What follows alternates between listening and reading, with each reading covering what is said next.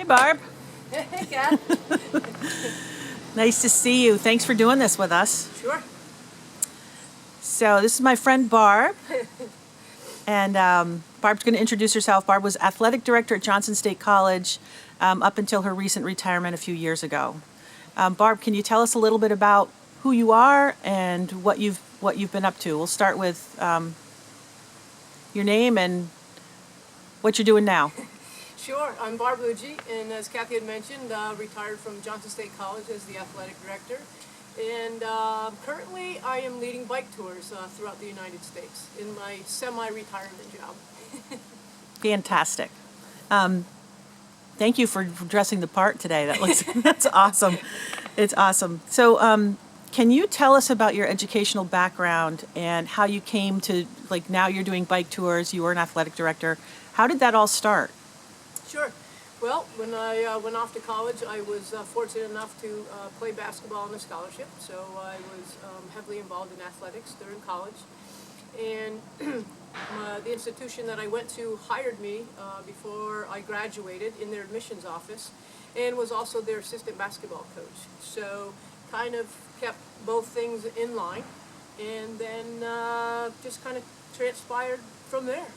And it was back in 1990, Johnson State College had an opening, and so I was a first generation student and really wanted to give back. You know, my mom and dad, we were dairy farmers up in the Northeast Kingdom, so I wanted to kind of come back to Vermont and help kids like myself along the way who college was a, way out there for us. And with sports, it gave me a family when I started, so it kind of helped me along the way. So I understand that, and so I just had the opportunity to come back here and work at Johnson State in their admissions office and coach their basketball team. And then the opening came out for the AB, and I applied, and 21 years later, here I am. And a great career you've had there. So thanks for doing all that. Tell us a little bit about, what kind of community did you create in Johnson Athletics and admissions? Sure. Well, Johnson is a Division III school, and so students who come here and play, they are not given scholarship money. So really, you do it for the love of the sport. And knowing that, and it was so small that I've always had the belief and the philosophy of kind of the holistic approach that I'm a people person. I think we all need to take care of each other, and so I implemented for our sport teams that we had to do a lot of volunteer programs throughout. So all of our student athletes, whether on Fridays we did readers and role models, where the teams that were in season would have to go down to the local elementary schools and read to the younger kids during their lunch hour. During the holiday periods, we would go, for example, and do carving pumpkins at the senior center. Or we'd go and decorate their trees for them. We'd even go in the spring and paint Easter eggs with the elderly, knowing that maybe their children are too far away. So I kind of have that holistic approach where I really feel, honestly, that you need to be a well-rounded person. And so I just implemented them along with our students, participating in the sports.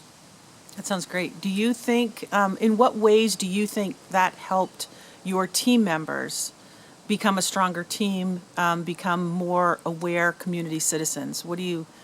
I think, from feedback that I've gotten from all of our kids. I mean, I can't tell you how many times I've gone to weddings and asked to be the godmother of all the children that are born now, of all those student athletes. But they were very excited. I think when I first started, I was very young, so might have had a little benefit for me because I really related to them. And I just kind of always told my story and said, we're all just a human, and at some point we age, and who wants to be alone when you're older? And so I just always kind of took that approach and said, if you give, don't always expect to receive, but you'll feel better by giving. And so it just kind of instilled, and then the student athletes started coming up with more ideas, and it just kind of blew up, and they were so excited about it. So I think it really enhanced them throughout, because You know, not only is college about learning academically, I think you learn an awful lot about yourself, you learn about time management, you learn about choices, and so it just had a little piece in the web, I think, of life. That's great. I love that. Can you tell us, like, what's a typical day like for an athletic director? Well, here in kind of northern Vermont, it can be very challenging, weather-wise. Yeah. For example, try to get in spring seasons when commencement is the first week of May, and yet we're still looking at Mount Mansfield and Smugglers Notch, and we have snow on it. But anyhow, a typical day. Unfortunately, there's paperwork. There's meetings. That's probably the least favorite part of my job. I always loved to get up and cruise around the athletic center. My door was always open, so students would come in and out and throughout. But you have to worry about scheduling of buses, scheduling of contests, the referees, just all the logistics for it before a game goes off. But for the most part, yeah, you got to be organized. It's really a lot of organizational skills in theory, but yeah, I always got to be outside though. One good thing. Right. There was always some contest going on. We had some teams who would be on the road, but others would be here on campus, and so I got to go out and meet parents and families, and yeah, it was just fun. No day was the same. No Let's day, just say absolutely. that. Absolutely. It's not a mundane job. It's not like every day is going to be the same. It's all a mystery. Depends on what happens. So when you're an athletic director at the college level, you are probably you're probably training and hiring coaches and Correct. managing coaches, intramurals. Yes, So you're responsible for the functioning of the athletic facility, correct. swimming pool. Yes, So you have to train lifeguards. right.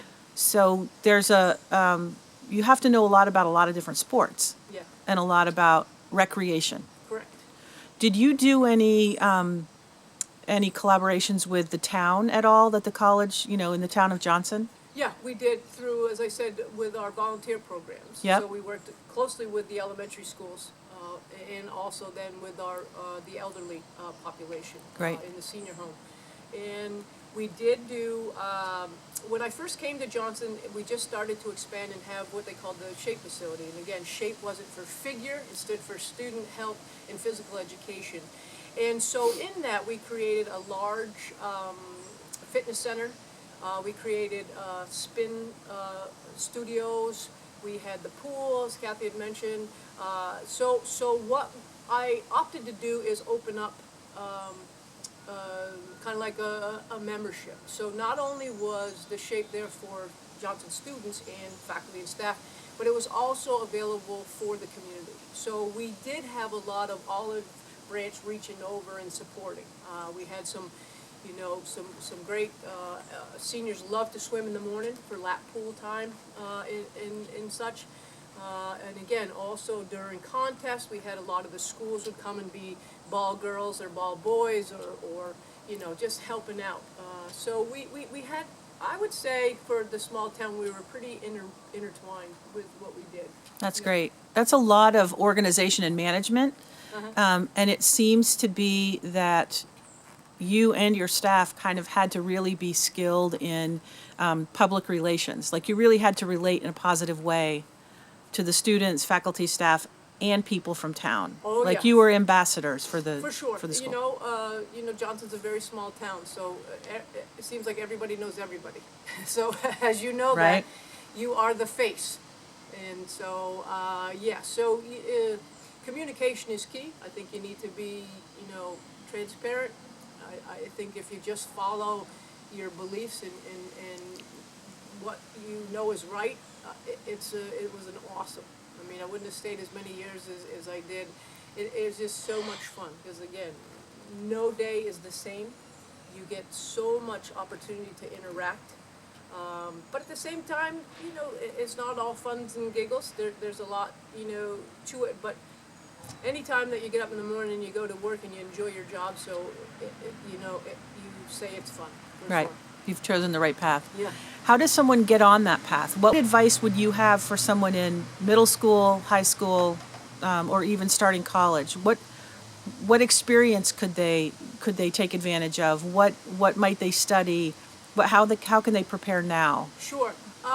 The route that I chose, and again, when I went to college, I didn't really have a plan. The plan was, it was nice. I went and played basketball, and I was fortunate enough to have the college pay for everything. So mine was, here I am, kind of thing. So I didn't really have in my mind what I wanted to do. So I went in under the heading, I did education and psychology counseling.